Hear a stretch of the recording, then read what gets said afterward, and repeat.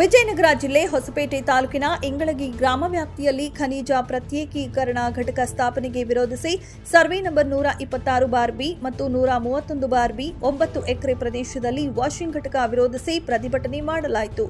ಅಪಾರ ಜಿಲ್ಲಾಧಿಕಾರಿ, ವಾಯುಮಾಲಿನ್ಯ ಅಧಿಕಾರಿಗಳು, ಗಣಿ ಮತ್ತು ಭೂ ವಿಜ್ಞಾನಿಗಳ ಅಧಿಕಾರಿ ವಿರೋಧಿಸಿ ಮನವಿ ಸಲ್ಲಿಸಲಾಯಿತು. ಇದೇ ಸಂದರ್ಭದಲ್ಲಿ ಚಂದ್ರಶೇಖರ್ ಗೌಡ ಹೊಸಪೇಟೆ, ಹುಲಗಪ್ಪ, ಕಮಲಾಪುರ ಬಸವರಾಜ್ ಹೊಸಪೇಟೆ ತಾಲೂಕು ಅಧ್ಯಕ್ಷರು, ಸಣ್ಣುಲಗಪ್ಪ, ನಾಗರಾಜ್, ನೂರಾರು ರೈತ ಮುಖಂಡರು ಭಾಗಿಯಾಗಿದ್ದರು.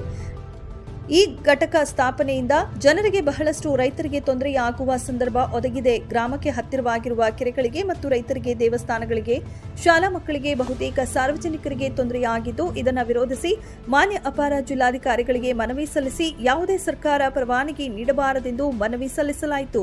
ಒಂದು ವೇಳೆ ಅಧಿಕಾರಿಗಳು ಪರವಾನಗಿಗೆ ಮುಂದಾದಲ್ಲಿ ಜಿಲ್ಲಾಡಳಿತ ಭವನದ ಮುಂದೆ ಪ್ರತಿಭಟನೆ ಹಾಗೂ ಕರ್ನಾಟಕ ರೈತ ಹಾಗೂ ಹಸಿರು ಸೇನೆ ವತಿಯಿಂದ ಸಮರ ಸಾರುತ್ತದೆ ಎಂದು ಕಾದು ನೋಡಬೇಕಿದೆ.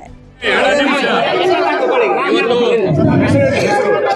ಶರಣಪ್ಪ ದೊಡ್ಡ ಮನೆ ಅಂತೇಳಿ ಇವತ್ತೇನು ರೈತರು ಆರೋಪ ಮಾಡಿದಂತ ಸಂದರ್ಭದಲ್ಲಿ ಇವತ್ತೇನು ಅಧ್ಯಕ್ಷರು ಕೂಡ ನಾವು ಸಮೇತವಾಗಿ ಈ ಒಂದು ಆಲಿಕೆ ಸಭೆಗೆ ಭಾಗವಹಿಸಿದ್ದೀವಿ. ಈ ಆಲಿಕೆ ಸಭೆಯನ್ನು ಅಧ್ಯಕ್ಷತೆಯನ್ನು ವಹಿಸಿದ್ದಾರೆ.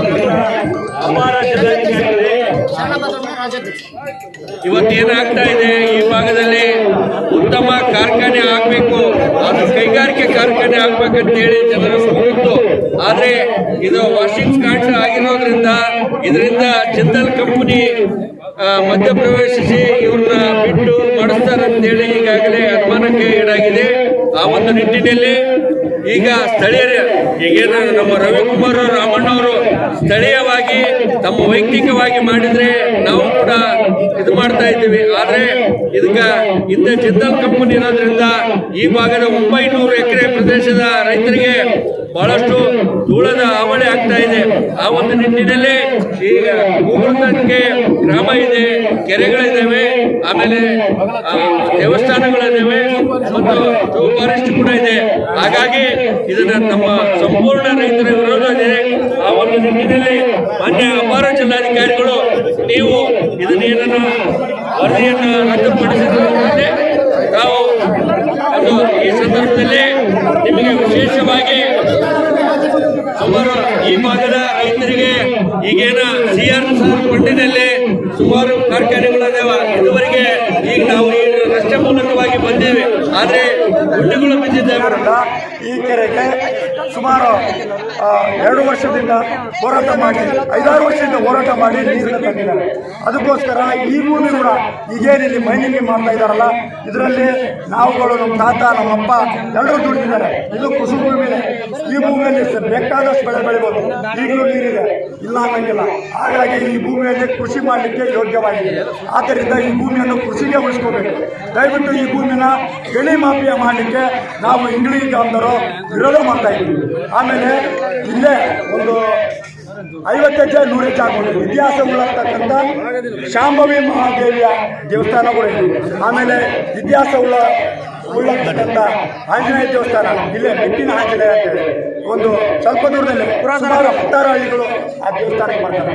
ಇದನ್ನೆಲ್ಲ ಇಟ್ಕೊಂಡು ನಾವು ಹಾಗಾಗಿ ಈ ಗ್ರಾಮವನ್ನು ಉಳಿಸ್ಕೋಬೇಕು, ಜನ ಉಳಿಸ್ಕೋಬೇಕು. ಮೊದಲು ಗ್ರಾಮಕ್ಕಿಂತ ಜನ ಮುಖ್ಯ, ಜನ ಉಸಿರು ಮುಖ್ಯ, ಜನರ ಆರೋಗ್ಯ ಮುಖ್ಯ. ಹಾಗಾಗಿ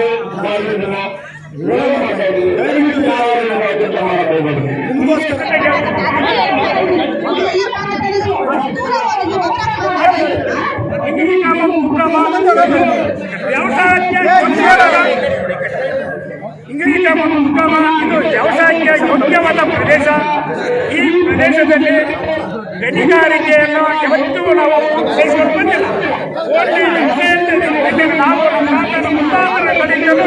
ವ್ಯವಸಾಯ ಜೀವನ ಮಾಡ್ಕೊಂಡು ಜೀವನ ಮಾಡಿದ್ವಿ.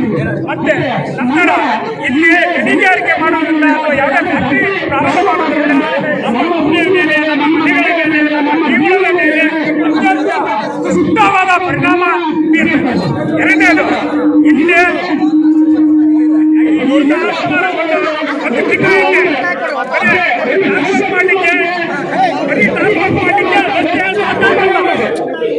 ಅದಕ್ಕಾಗಿ DC ಕಂಪ್ಲೇಂಟ್ ಕೊಟ್ಟಿವಿ, ಗ್ರಾಮೀಣ ಕಂಪ್ಲೇಂಟ್ ಕೊಟ್ಟಿವಿ, AC ಸಾಹೇಬರಿಗೆ ಕಂಪ್ಲೇಂಟ್ ಕೊಟ್ಟಿವಿ.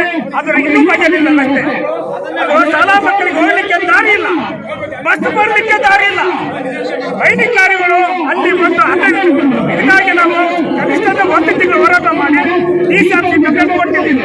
DCMC ಕಂಪ್ಲೇಂಟ್ ಕೊಟ್ಟು ರಾಜ್ಯದಲ್ಲಿ ಪೊಲೀಸ್ ಸ್ಟೇಷನ್ಗೆ ಕಂಪ್ಲೇಂಟ್ ಕೊಟ್ಟಿದ್ದೀವಿ. ನಿಮಗೆ ಗಮನ ಬಂದಿದೆ ಆಲ್ರೆಡಿ. ಅದಕ್ಕಾಗಿ ನಮಗೆ ಇಲ್ಲಿ ತಿರುಗಾಡ ಕೂಡ ಜಾಗ ಇಲ್ಲಂಗ